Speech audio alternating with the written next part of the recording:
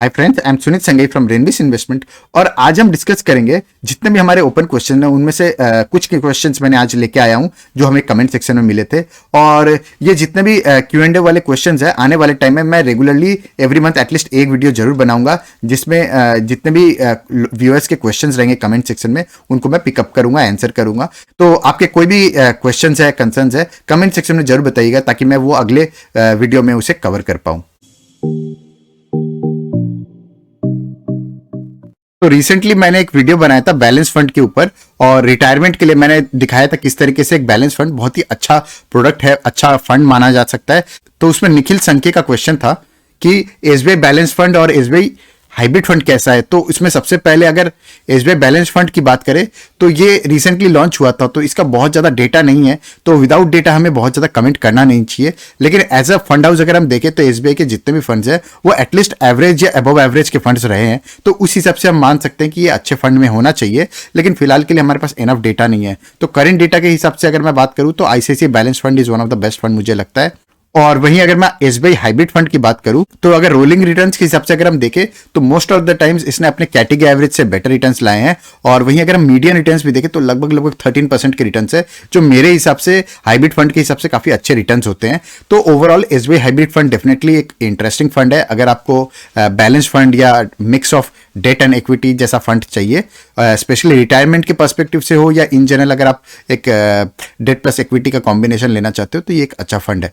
तो अगला क्वेश्चन है वेद सिंह का और इन्होंने पूछा है कि have you analysed mid cap funds. तो ये कमेंट उनके ईएलएसएस वाले फंड में आया था। तो मैंने ईएलएसएस के अलावा जितने भी फंड्स हैं उनके ऊपर वीडियो बनाया है, आप चाहो तो यूट्यूब पे सर्च कर सकते हो। तो अगर आप यूट्यूब पे सर्च करोगे रेनबिस मिड कैप फंड या कोई भी पर्टिकुलर टॉपिक है, चाहे वो मिड कैप फंड हो, स्मॉल कैप फंड हो या ईएलएसएस फंड हो या फिर स्मॉल कैप स्टॉक्स हो, मिड कैप स्टॉक्स हो, कोई भी टॉपिक आप सर्च करोगे रेनबिस पहले लगा के तो आपको वो टॉपिक के ऊपर रिजल्ट्स मिल जाएंगे।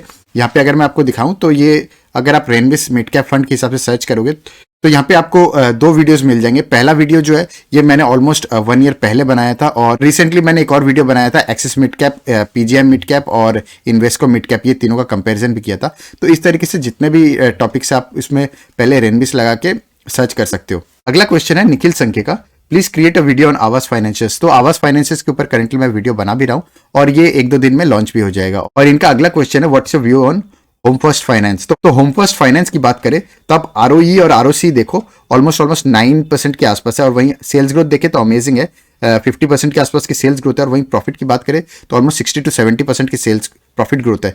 तो अच्छी सेल्स एंड प्रॉफिट ग्रोथ है और रिटर्न ऑन एसेट भी देखे तो 2.5% का हेल्दी आरओए है। तो इसको अगर मैं आवास फाइनेंसेस के साथ कंपेयर करूं तो आरओई और आरओसी स्पेशली आवास फाइनेंस के बेटर है। और वहीं sales growth and profit growth की बात करें तो स्लाइटली होम फर्स्ट फाइनेंस जो है इसके बेटर नंबर्स नजर आ रहे हैं। बट आरओसी और आरओई और आरओए ये तीनों चीजों को अगर आप कंपेयर करोगे तो यहाँ पे आवास फाइनेंसेस बेटर है। तो ओवरऑल मुझे लगता है कि as a company Home First Finance जो है ये भी काफी अच्छी कंपनी नजर आ रही है। और यहाँ पे अगर मैं फाइनेंशियल नंबर्स के हिसाब से देखूं तो मुझे पर्सनली आवास फाइनेंसेस बेटर लग रही है। अगला क्वेश्चन है रंजित नायर का, sir which stocks two by for reaching 100 crore for long term. तो बेसिकली 100 करोड़ किस टाइम फ्रेम में आपको रीच करना है उसका आप फाइनेंशियल प्लानिंग करोगे। तो मैंने कई सारे वीडियोस भी बनाए हैं फाइनेंशियल प्लानिंग के ऊपर। तो यहाँ पे अगर आप 20 साल 30 साल के लिए ऐसा प्लान है तो उस हिसाब से आप अपनी एसआईपी स्टार्ट कर सकते हो। लेकिन रिटर्न्स के हिसाब से अगर हम देखें तो मार्केट में सबसे अच्छे रिटर्न्स जो है वो 25% के रिटर्न्स होते हैं। और 25% के रिटर्न्स के हिसाब से मैंने काफी सारे वीडियोस भी बनाए हैं। और लॉन्ग टर्म के हिसाब से स्टॉक्स का पोर्टफोलियो का जो बास्केट ऑफ स्टॉक्स है उसके ऊपर भी मैंने काफी सारे वीडियोस बनाए हैं। तो आप अगर सर्च करोगे by Rainbis space stocks for long term तो आपको काफी सारे वीडियोस मिल जाएंगे। आपको बेसिकली अपनी इन्वेस्टिंग स्टाइल को समझना पड़ेगा कि आपको कौन सा पर्टिकुलर इन्वेस्टिंग स्टाइल आपको पसंद आता है, सूट करता है, आपको आपके माइंडसेट को सूट करता है, उस हिसाब से आपको पिक करना चाहिए। तो मैंने काफी सारे इन्वेस्टिंग स्टाइल भी इस हिसाब से ही बनाए हैं ताकि हर ऑडियंस या हर व्यूअर को अपने हिसाब से कंफर्ट आता है तो उसको जो पर्टिकुलर स्ट्रेटेजी में कंफर्ट आता है वो उसको फॉलो कर सकता है। तो अगला क्वेश्चन है विनोद रॉय का, तो इनका क्वेश्चन था मेरे एसेट मिड कैप फंड कैसा है। तो ये रिसेंटली लॉन्च फंड है, तो अगर हम फंड को देखें तो ये 2019 में ही लॉन्च हुआ था, तो बहुत ज्यादा डेटा है नहीं, तो विदाउट डेटा हमें ट्रस्ट करना नहीं चाहिए। हालांकि मिड कैप कैटेगरी की बात करें तो एक्सिस मिड कैप काफी अच्छा फंड है, बट मेरे एज अ फंड हाउस अगर हम देखें तो इनके जितने भी अभी तक के फंड्स आए हैं वो definitely one of the best performing funds रहे हैं। तो उस हिसाब से अगर आप फंड हाउस के हिसाब से ट्रस्ट करके बात करो तो डेफिनेटली ये अच्छा परफॉर्म करना चाहिए, एटलीस्ट अबव एवरेज डेफिनेटली से परफॉर्म करना चाहिए, जिस तरीके का फंड हाउस के अलग अलग फंड्स ने परफॉर्म किया है। बट इंडिविजुअल अगर हम फंड की बात करें तो विदाउट डेटा, मैं personally without data I don't trust. तो मैं पर्सनली मानता हूं कि only in God I trust and rest things I believe in data. तो डेटा आएगा तभी हम इसे ट्रस्ट करेंगे, पर्सनली मेरा ये मानना है। तो अगला क्वेश्चन है विनय कुकरेजा जी का। तो इन्होंने लिखा है, do you suggest two by all the shares now at current valuation और वेट फॉर करेक्शन। तो ये थोड़ा सा लेट बनाया है मैंने, इसका रिप्लाई थोड़ा लेट दे रहा हूं और आने वाले टाइम में कोशिश करूंगा मैं रेगुलरली पोस्ट करूं। तो इन्होंने 1 महीने पहले ये क्वेश्चन आया था, तो उसके बाद हमने रिसेंटली देखा भी था, मार्केट में करेक्शन भी आई थी और इस तरह की करेक्शन में मैंने पोस्ट भी किया था अपने टेलीग्राम चैनल पे कि it was a right time two by. और ऑलरेडी मैंने जब टेलीग्राम पे पोस्ट किया था उसके बाद ऑलरेडी मार्केट जो है ऑलमोस्ट 4% ऊपर भाग चुका है। तो करेंटली अगर हम देखें तो मार्केट जो है ऑलरेडी इवन निफ्टी का जो लाइफ टाइम हाई है 18,600 का, वहां से अभी भी करेंटली ऑलमोस्ट 6% के करेक्शन पे है। तो मुझे लगता है कि मार्केट में इस तरह के छोटे मोटे करेक्शन जब भी आए तो आपको बाई करने का देखा जा सकता है। और इन जनरल अगर आप इन्वेस्टिंग की बात करो तो एवरी मंथ 2 तरह की स्ट्रैटेजी होती है। अगर आप इंडिविजुअल स्टॉक्स की बात करो तो RSI less than 30 and 200 day moving average के नीचे बाई कर सकते हो, या आप एक बास्केट ऑफ स्टॉक्स बना सकते हो अपने हिसाब से, और every month you don't look at RSI and 200 day moving average, आप एवरी मंथ वो बास्केट ऑफ स्टॉक्स को बाई करते हो जैसे कैंसिल में होता है। तो इधर ऑफ द 2 स्ट्रेटेजीज आप अपने अपने हिसाब से बना सकते हो, फॉलो कर सकते हो, अपने कंफर्ट के ऊपर मेन है। अगला क्वेश्चन है वेद सिंह का। तो इन्होंने लिखा है कि excellent information, thank you, have you analysed मेरे asset tax saver fund yet. तो मेरे एसेट टैक्स सेवर फंड की बात करूं तो मैंने एक वीडियो बनाया था recently, best ELSS for long term. तो बेस्ट ELSS स्पेस रेनबिस करके अगर आप सर्च करोगे तो आपको वो वीडियो मिल जाएगा। मेरे एसेट टैक्स सेवर की बात करें तो ये बहुत ही अच्छा ELSS कैटेगरी का फंड मानता हूं मैं। तो आप इसको रडार पे रख सकते हो। हालांकि मैं कहूंगा कि आप वो एक बार वो वीडियो देख लो तो आपको और ज्यादा कंसेप्चुअली क्लियर हो जाएगा, और उससे क्या होता है कि एक बार आप एनालिसिस देख लेते हो तो आपको खुद को भी पर्सनली कॉन्फिडेंस आ जाता है। तो अगला क्वेश्चन है राजेश नरूला जी का। तो इनका क्वेश्चन है, isn't it advisable to invest in Nifty 50 और Nifty equal weight index fund instead of running after so many funds. तो पर्सनली मुझे ऐसा लगता है कि निफ्टी 50 या निफ्टी नेक्स्ट 50 या निफ्टी इक्वल वेटेज वाले जो इंडेक्स फंड्स होते हैं ये पर्सनली अच्छे हैं, डेफिनेटली मैं इंडेक्स फंड्स को अच्छा मानता हूं, बट मुझे लगता है कि इस तरह के इंडेक्स जो है ये आपको उस लेवल के रिटर्न्स नहीं देते जिस लेवल के रिटर्न्स आपको एक एक्टिव म्यूचुअल फंड देता है। और अगर आप एक्टिव म्यूचुअल फंड्स को एक्चुअली रिप्लेस करना चाहते हो इंडेक्स फंड से, तो मुझे लगता है कि स्मार्ट बीटा फैक्टर वाले इंडेक्स फंड्स को आपको देखना चाहिए। चाहे करेंटली मैं बात करूं तो निफ्टी 200 मोमेंटम 30 इंडेक्स फंड है, या फिर निफ्टी लो वोलेटिलिटी अल्फा 30 फंड है। इस तरीके के स्मार्ट बीटा फैक्टर आपको वाले फंड्स को आपको सिलेक्ट करना चाहिए। और रिसेंटली भी DSP mid cap 150 quality 50 index fund आया है। तो इस तरीके के स्मार्ट फैक्टर वाले इंडेक्स फंड्स को आप देख सकते हो।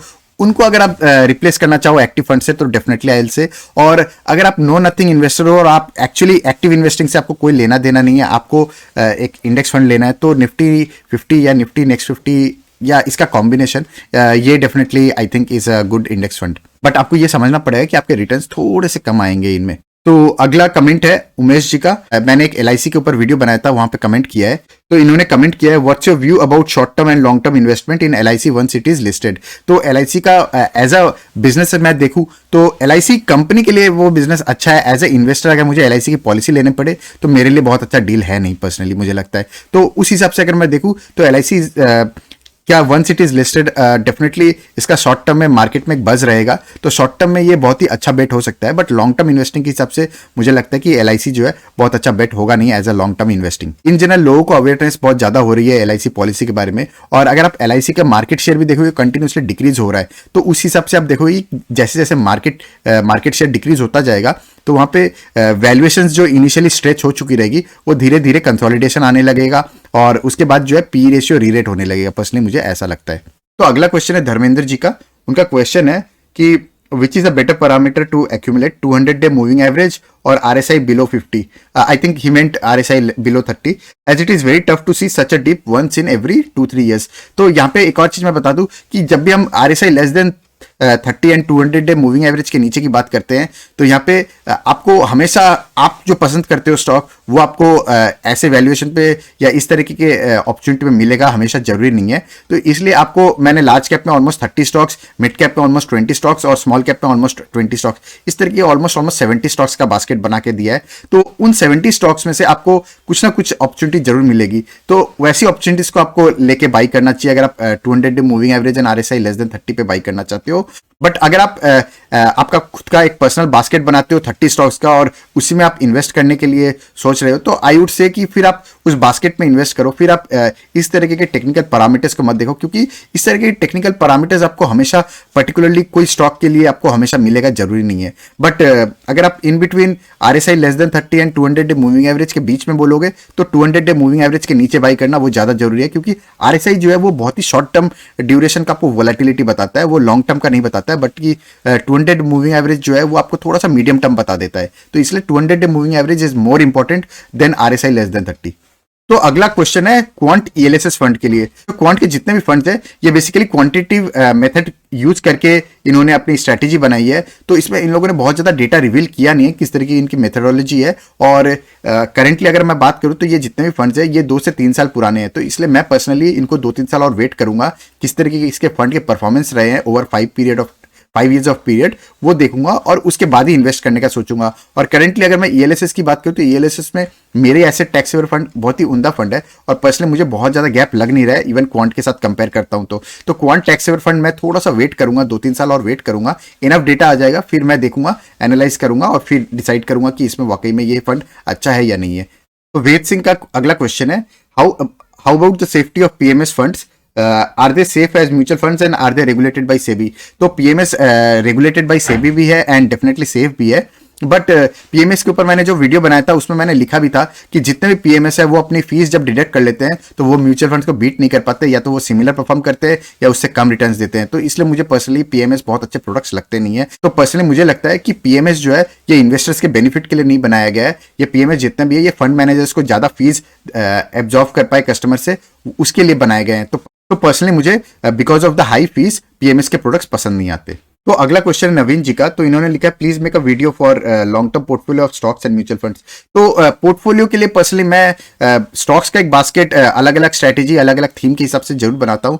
बट म्यूचुअल फंड का जो पोर्टफोलियो है वो मैं भी कभी बनाता नहीं हूं क्योंकि ये बेसिकली आपके रिस्क एपेटाइट पे ज्यादा डिपेंड करता है। क्योंकि जो एक अग्रेसिव इन्वेस्टर होगा वो शायद स्मॉल एंड मिड कैप में ज्यादा कंफर्टेबल होगा और जो एक थोड़ा सा कम रिस्की वाला बंदा होगा वो लॉन्ग टर्म में सिर्फ लार्ज कैप में इन्वेस्ट करना चाहेगा। तो ये टोटली अपने अपने ऊपर है। बट जितने भी कैटेगरीज है चाहे वो लार्ज कैप हो, मिड कैप हो, मल्टी कैप हो या फिर स्मॉल कैप हो, हर एक कैटेगरी के ऊपर मैंने वीडियोस जरूर बनाए म्यूचुअल फंड के क्योंकि अगर आप पर्टिकुलर कोई सेगमेंट में इन्वेस्ट करना चाहते हो तो वो सबसे अच्छा फंड कौन सा हो सकता है रोलिंग रिटर्न्स के हिसाब से या बाकी सारे पैरामीटर्स के हिसाब से, तो उसके ऊपर मैं वीडियोस बनाया भी हूँ। और अगला क्वेश्चन है इनका कि also please make a video on which stocks weekly, fortnightly, monthly you are trekking.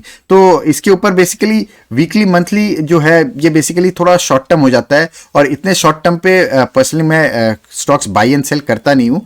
और रूल बेस्ड इन्वेस्टिंग पर्सनली मैं बहुत ज़्यादा फॉलो करता हूँ। वहाँ पे कैंसिल मेथडोलॉजी जो एवरी 3 मंथ्स रिबैलेंस होती है उसके ऊपर मैं क्वार्टरली जो है वीडियो जरूर बनाता हूँ। और इसके अलावा RSI लेस देन 30 एंड 200-डे मूविंग एवरेज के नीचे जब भी स्टॉक्स आते हैं तो उस तरह की अपॉर्चुनिटीज को मैं टेलीग्राम चैनल पे जरूर शेयर करता हूं। तो बेसिकली ये जितने भी हाई क्वालिटी स्टॉक्स है वो जो भी मैं फॉलो करता हूं या जो भी मुझे अपॉर्चुनिटी लगती है वो मैं टेलीग्राम चैनल पे जरूर शेयर करता हूं। तो अगला क्वेश्चन है एबी जॉर्ज का। तो इन्होंने लिखा है कि for long term how many shares two by of astral. तो ये डिपेंड करता है आपके पोर्टफोलियो पे। पर्सनली कोई भी एक स्टॉक में more than 5% of your total portfolio लगाना नहीं चाहिए। और इन्होंने अगला क्वेश्चन लिखा है current price is it okay two by और वेट फॉर डिप। पर्सनली मुझे लगता है कि इस तरह के क्वेश्चन में मैं सिंपल सी चीज देखता हूं कि RSI लेस देन 30 एंड 200-डे मूविंग एवरेज के नीचे जब भी स्टॉक्स आए उस टाइम पे हमें बाई करना चाहिए या फिर एक मेजर कंसोलिडेशन होना चाहिए। 2-3 साल जो है वो स्टॉक जो है उसी प्राइस पे बैठा रहे 2 साल 3 साल तक, तब जाके उस स्टॉक में बाई करना चाहिए। चाहिए। एग्जाम्पल के तौर पे गोदरेज कंज्यूमर प्रोडक्ट्स जो है ये ऑलमोस्ट 2 से 3 साल तक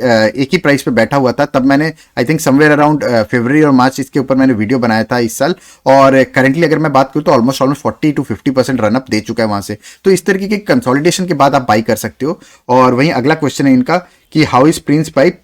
तो प्रिंस पाइप एक और उम्दा कंपनी है, काफी अच्छी कंपनी है। प्रिंस पाइप और एस्ट्रल का अगर मैं कंपैरिजन करूं तो एस्ट्रल का आप देखोगे ऑपरेटिंग प्रॉफिट मार्जिन जो है ऑलमोस्ट 20% के आसपास है, और वहीं प्रिंस पाइप का पहले जो है ऑलमोस्ट 12 से 13% का ऑपरेटिंग प्रॉफिट मार्जिन था। और ये प्राइमरी रीजन है जिसके वजह से जो है एस्ट्रल को ऑलमोस्ट 90 की पी मिलती है, और वहीं प्रिंस पाइप की मैं बात करूं तो ऑलमोस्ट 30 के पी पे है। तो और सेल्स ग्रोथ और profit growth and even ROE ROC इस तरीके के इंपॉर्टेंट पैरामीटर्स को अगर हम देखें तो एस्ट्रल और प्रिंस पाइप की लगभग सेम है। तो इसमें क्या होता है कि Prince Pipe due to valuation ये थोड़ा सा आगे निकल जाता है, बट अदरवाइज अगर आप देखोगे तो दोनों कंपनी काफी अच्छी है। तो ये जितनी भी हाउसिंग एंसिलरी कंपनी है, चाहे वो प्रिंस पाइप है, फिनोलेक्स है या एस्ट्रल है, इस तरह की कंपनीज का क्वांटिटेटिव एनालिसिस चाहते हो आप तो कमेंट सेक्शन में जरूर बताइएगा। अगर इनफ रिस्पॉन्स आएगा तो डेफिनेटली मैं इसे as a quantitative analysis pick करूंगा। तो अगर आपको हमारे कंटेंट पसंद आता है तो अपने उन दोस्तों के साथ जरूर शेयर कीजिएगा जो स्टॉक्स और म्यूचुअल फंड्स में इंटरेस्ट रखते हैं, ताकि उन्हें भी एक अच्छा क्वालिटी ऑफ कंटेंट मिले और हमें भी मोटिवेशन मिले। जैसे जैसे ज्यादा लोग जुड़ते जाते हैं तो एक मोटिवेशन और ज्यादा बढ़ जाता है। तो यहाँ पे मैं एक डिस्क्लेमर दे दूं, तो ये कोई बाई और सेल की रिकमेंडेशन नहीं है, ये बेसिकली लर्निंग पर्पज से वीडियो बनाई गई है ताकि आप ये सीख सको कि एनालिसिस किस तरीके से करना चाहिए और किस तरीके से हमें अपने इन्वेस्टमेंट्स को देखना चाहिए। और अगर आपको यूजफुल लगे तो हमारा टेलीग्राम चैनल है रेनबेस इन्वेस्टमेंट, जिसको आप सर्च करके ज्वाइन कर सकते हो। That's all for today, thank you.